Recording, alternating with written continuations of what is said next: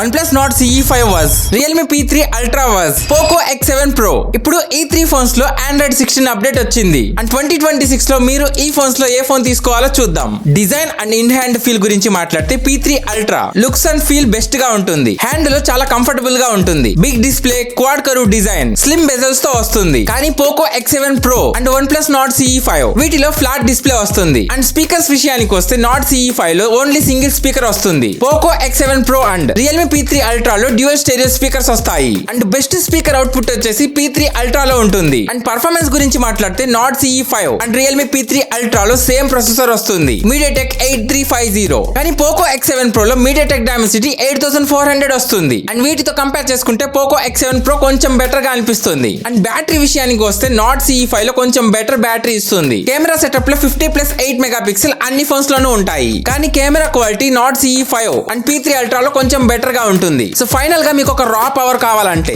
Poco X7 Pro తీసుకోండి. లేదు మీకు కొంచెం ఆల్ రౌండర్ కావాలనుకుంటే Nord CE5 తీసుకోండి. డిజైన్ అండ్ పర్ఫార్మెన్స్ కావాలంటే P3 Ultra తీసుకోండి.